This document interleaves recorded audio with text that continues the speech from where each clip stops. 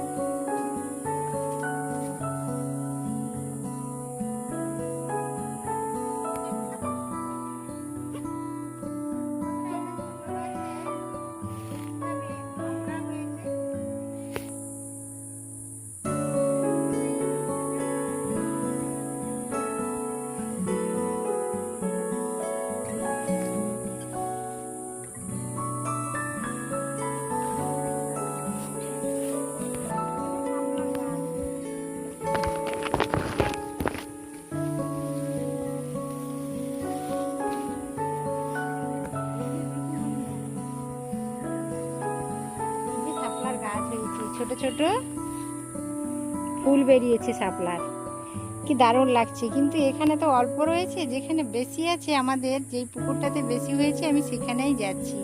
চলুন বন্ধুরা ওখান থেকে তুলে নিয়ে আসি।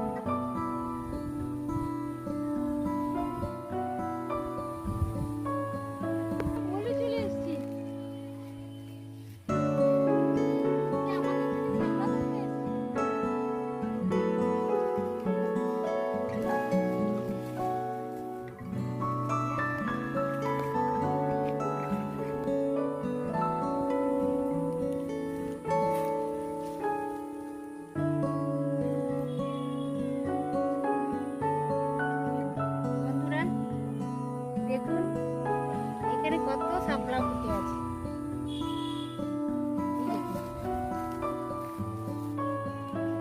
গোবিন্দ সব শাপলা তুলে দিচ্ছে।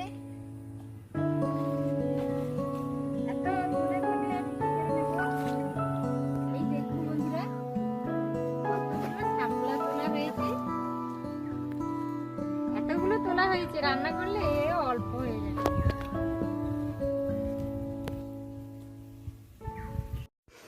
এই দেখুন বন্ধুরা কতগুলো ইলিশ মাছ আজকের বাড়িতে আনা হয়েছে।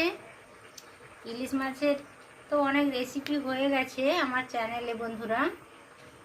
আজ আমি ইলিশ মাছের মাথাগুলো পরিষ্কার করে কেটে নেব। মাছটা কেটে নেওয়ার পরে রান্না করব, মাথাগুলো শাপলা দিয়ে রান্না করব। আপনারা দেখতে থাকুন। এই দেখুন বন্ধুরা কাঁটাটা দেখিয়ে দিচ্ছি, তোলা হয়ে গেছে। আমি বাড়িতে চলে এসেছি, ফুলটা বাদ দিয়ে দিলাম। এই দেখুন এর আঁশ কিন্তু সব তুলে দিতে হবে, এইভাবে আঁশটা পুরো তুলে দিতে হবে। তারপর এইভাবে কেটে নিতে হবে, আঁশটা রাখলে হবে না বন্ধুরা। এইভাবে ছোট ছোট পিস পিস করে ভেঙে নিতে হবে, কিন্তু আঁশটা পুরো তুলে দিতে হবে। এইভাবে দেখুন একটু সময় নিয়ে ধৈর্য ধরে এটা করতে হবে।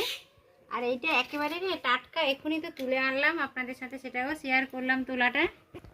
দেখুন একেবারে শুকনো হয়নি কিছু না, পুকুর থেকে এক্ষুনি তোলা হয়েছে। এটা দারুণ টেস্ট হবে এই রান্নাটা। এইভাবে আপনারা কেটে নেবেন, কেটে হয় চিংড়ি মাছ দিয়ে না হয় ইলিশ মাছের মাথা দিয়ে রান্না করবেন, খেতে দারুণ লাগে। আর এটার উপকারিতাও রয়েছে। এই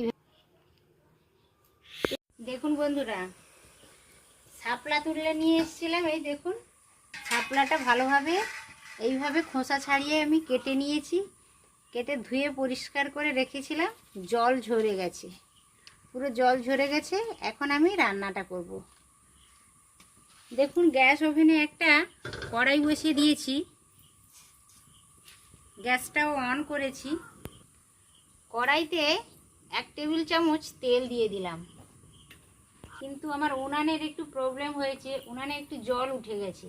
বর্ষাকাল তো প্রচুর বৃষ্টির জন্য জল উঠে গেছে, ওই জন্য আমি গ্যাস ওভেনে রান্নাটাই করছি। কিন্তু গ্যাস ওভেনটা বাড়ির মধ্যেই ছিল, যেখানে গ্যাস ওভেনটা থাকে সেখানে একটু অন্ধকার, ওই জন্য আমি আমার উঠোনে বেরিয়ে এসেছি। আর কারেন্টটাও লোডশেডিং হয়ে যাচ্ছে বারবার, ওই জন্য আমি আমার উঠোনে চলে এসেছি। গ্যাস ওভেনটা নিয়ে উঠোনে বসেই রান্নাটা করছি খোলা আকাশের নিচে। কেমন লাগছে বন্ধুরা খোলা আকাশের নিচে রান্নাটা? অবশ্য কমেন্টের মাধ্যমে রিপ্লাই দেবেন। তো তেলটা বেশ গরম হয়ে গেছে দেখুন। এখন আমি শাপলাগুলো তুলে দেবো। এইভাবে আমার মতো যদি করে কেউ শাপলা রান্না করে ভীষণ ভালো লাগে খেতে বন্ধুরা। এইভাবে আপনারা ট্রাই করে দেখবেন। আমি প্রথমত শাপলাটা একটু ঘুরিয়ে নেব। শাপলা তো জলেই হয়, তো জল বেরিয়ে পড়বে প্রচুর পরিমাণে। আপনারা দেখতে পাচ্ছেন 1 টুকরি শাপলা নিয়েছি, কিন্তু রান্নার পরে একেবারে অল্প হয়ে যাবে। দেখতে থাকুন আর আমার চ্যানেলকে সাবস্ক্রাইব করে নিত্য নতুন ভিডিও পাওয়ার জন্য চ্যানেলটিকে সাবস্ক্রাইব করুন। আর আমার পাশেই থেকে যান, বনেদি পরিবারের একজন সদস্য হয়ে থেকে যান। কতটা পরিমাণ হয়ে গেছে, আরও টুকরিতে কতটা আছে দেখুন বন্ধুরা। অনেকটাই শাপলা নিয়েছি, কিন্তু রান্নার পরে অল্প হয়ে যাবে। এটা খেতে কিন্তু দারুণ লাগে। এটাতে তো কোনো সার ওষুধ দেওয়া হচ্ছে না, এটা প্রাকৃতিকভাবে সৃষ্টি হচ্ছে পুকুরে, ভীষণ ভালো লাগে। আর যদি ইলিশের মাথা দিয়ে এইটা রান্না করা যায় মানে অসাধারণ লাগে। এই দেখুন বন্ধুরা শাপলা থেকে কতটা জল বেরিয়েছে দেখুন। কড়া ভর্তি হয়ে গেছিল, এখন জল বেরিয়ে কতটা কমে গেছে দেখুন। এখনো কিন্তু আমি লবণ হলুদ কিছুই ব্যবহার করিনি। আপনারা চাইলে জলটা শুকনোও করে নিতে পারেন এতে, আর না হলে জলটা কোনো ফুটো থালাতে বা ফুটো গামলাতে বা চুপড়িতে ঢেলে জলটা ফেলেও দিতে পারেন। আর না হলে এরই সাথে জলটা মেরেও নিতে পারেন, অর্থাৎ শুকনো করে নিতে পারেন। আপনাদের যা খুশি যেটাই পছন্দ ওটাই করে নিতে পারেন। কারণ এই জলটা এতে যদি শুকনো করা হয়, এটা উপকারিতা রয়েছে জলের, কিন্তু অনেক সময় ধরে ধৈর্য ধরে বসে বসে এটা রান্না করতে হয়। আর গ্যাসের ফ্লেমটা একটু হাই রাখতে হয়। এতটা জল বেরিয়েছে, যদি যারা শুকনো করবেন তারা গ্যাসের ফ্লেমটাকে একবারে হাই রাখবেন এই পর্যায়ে। আর যারা জলটাকে ফেলে দেবেন তাহলে এই মুহূর্তে কোনো ফুটো থালাতে বা ফুটো গামলাতে ঢেলে জলটাকে ফেলে দিয়ে তারপরে ফোড়ন দেবেন। মাছের মাথা বা চিংড়ি মাছ যা খুশি দিয়ে রান্না করতে পারেন, সবেতেই ভালো লাগে। কিন্তু আমি জলটাকে ফেলে দেবো। শাপলার জলটা আমি একটা ফুটো বাটিতে ঢেলে দেবো। এতটা জল বেরিয়েছে, ঢেলে দিয়ে রান্না করব, তাহলে রান্নাটা তাড়াতাড়ি হয়ে যাবে বন্ধুরা। আপনাদের যেইভাবে সুবিধা হবে ওইভাবে করে নেবেন। আমি দুভাবে বলে দিলাম, জলটা শুকনোও করে নিয়ে রান্না করতে পারেন কিংবা জলটা ফেলেও দিতে পারেন, কোনো অসুবিধে নেই। আর এই দেখুন আমি আস্ত অবস্থায় ইলিশ মাছগুলো দেখিয়েছিলাম, ছোট সাইজের ইলিশ মাছ 4টা মাথা কেটে নিয়েছি। ইলিশ মাছটা ঝাল রান্না করেছি আর মাথাগুলো দিয়ে শাপলা রান্না করছি বন্ধুরা। তো তো মাছটাতে লবণ হলুদ মাখিয়ে নেব।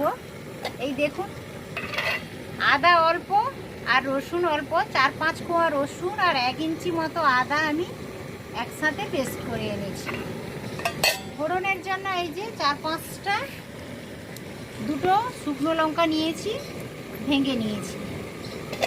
আর একটা ছোট সাইজের টমেটো আমি কেটে নিয়েছি, দুটো পেঁয়াজ কেটে নিয়েছি, 4-5টা কাঁচা লঙ্কা গোটাই আছে, ভেঙে দেব। তো মোটামুটি আমার সমস্ত কিছু দেখানো হয়ে গেছে। এবার মাছটাতে আমি লবণ হলুদ মাখিয়ে নিচ্ছি। মাথাগুলো এইভাবে আমি একটু চিড়ে নিয়েছি, দেখুন এইভাবে চিড়ে নিয়েছি। একটা চুপড়ির মধ্যে শাপলাটা ঢেলে দিলাম। এই দেখুন বন্ধুরা, একটু চেপে রসটাকে বের করে দেব। এতটা জল বেরিয়েছে, প্রচুর জল বেরিয়েছে। এইভাবে একটু চেপে চেপে জলটাকে বের করে দিলে তরকারিটা রান্না তাড়াতাড়ি হয়ে যাবে।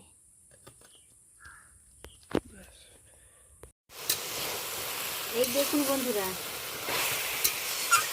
ঢেলে তো অনেকটা জল আমি চেপে চেপে বের করে দিয়েছি, তারপরেও হালকা হালকা এখন জল বেরোচ্ছে। আমি বলতে ভুলে গেছি বন্ধুরা, শাপলা কিন্তু কাটার পরে কিন্তু ধোবেন না, ধুলে প্রচুর পরিমাণে জল বেরোয়। এমনিতেই জলে হয় প্রচুর জল বেরোয়, তারপরে যদি ধোয়ার পরে যদি কাটার পরে যদি ধোয়া হয় তাহলে তো প্রচুর জল বেরোবে, রান্না করতে প্রচুর সময় যাবে। যতবার জল বের করবেন ততবার জল বেরোবে। এই দেখুন, এবার জলটা শুকনো হয়ে গেছে। এখন আমি কিছু মশলা বা লবণ হলুদ কিছুই ব্যবহার করি না। কতটা জল বের করেছি আপনাদের দেখিয়েছি। শুকনো শুকনো করে নেব, আর একটু শুকনো করে নিয়ে তারপরে সমস্ত কিছু মশলা দেবো, মাছের মাথাটা ভেজে দেবো, সমস্ত কিছু দেবো। এইভাবে একটু করে নিতে হবে, না হলে খেতে ভালো লাগবে না। জল জলে হয়ে গেলে খেতে ভালো লাগবে না। দেখুন বন্ধুরা, কড়াই থেকে শাপলাটা আমি নামিয়ে নিয়েছি, আরও দেখুন জল বেরিয়ে যাচ্ছে। শাপলায় তো প্রচুর পরিমাণে জল থেকে এতটা জল বের করেছি, আবার কড়াইতে কিছু সময় ধরে নাড়াচাড়া করে নিলাম, তাও আরও জল বেরিয়ে যায়। কড়াইটা পরিষ্কার করে কড়াইটা বসিয়ে দিয়েছি ওভেনে। এবার মশলাটা রেডি করব, মাছের মাথাটা ভেজে নেব। ছোট সাইজের ইলিশের 4টা মাথা আমি কেটে নিয়েছি মাছ থেকে, একেবারে টাটকা। মাথাগুলো একটু ভালো করে ভেজে নেব।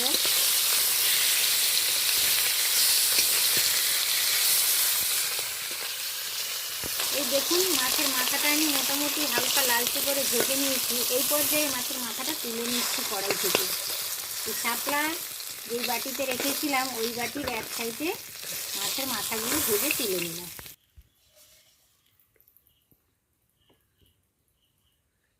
মাছ ভাজার পরে কড়াইতে বেশ তেল রয়েছে, ওই তেলেই আমি 1 চামচ কালো জিরে দিয়ে দিলাম, আর 2টো শুকনো লঙ্কা ভেঙে রেখেছি দিয়ে দিলাম ফোড়নের জন্য।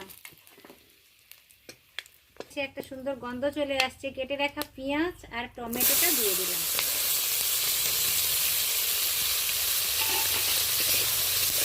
এইটা বেশ ভালো করে 2 মিনিট আমি নাড়াচাড়া করে নেব। পেঁয়াজটা টমেটোটা নরম হওয়া পর্যন্ত নেড়ে চেড়ে নরম করে নেব। শাপলাতে কিন্তু লবণ হলুদ কিছুই ব্যবহার করিনি, সেই অনুসারে এখন মশলা রেডি করছি। এখন কিন্তু পুরো তরকারিটারই লবণ দিয়ে দেব স্বাদ মতো, পরে টেস্ট করে দেখে যদি প্রয়োজন হয় তো দেব। হলুদ দিয়ে দিলাম, লবণ হলুদ দুটোই দিয়ে দিলাম।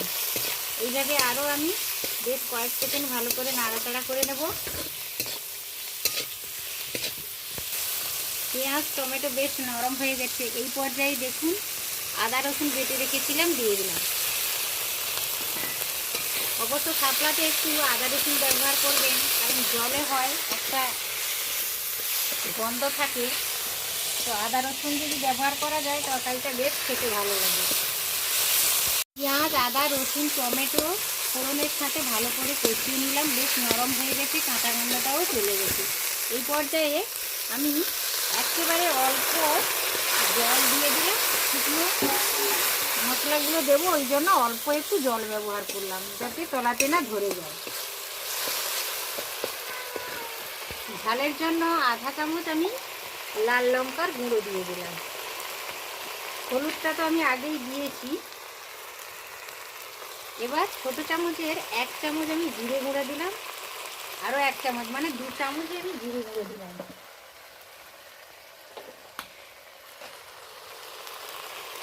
ওই চামচের 1 চামচ আমি ধনে গুঁড়ো দিয়ে দিলাম। এবার এই মশলাটাকে একটু কয়েক সেকেন্ড নাড়াচাড়া করে নেব, ভালো করে কষিয়ে নেব। মশলাটা রেডি হয়ে গেছে, এই দেখুন। এর সাথে আমি মাছের মাথাগুলো আরও একটু কষিয়ে নেব, ওই জন্য তুলে দিচ্ছি। মশলার সাথে মাছের মাথাটা হালকা করে নাড়াচাড়া করে নিচ্ছি। মশলার সাথে মাছের মাথা দিয়ে বেশ ভালো করে নাড়াচাড়া করে নিয়েছি। এই পর্যায়ে আমি শাপলাগুলো তুলে দিলাম।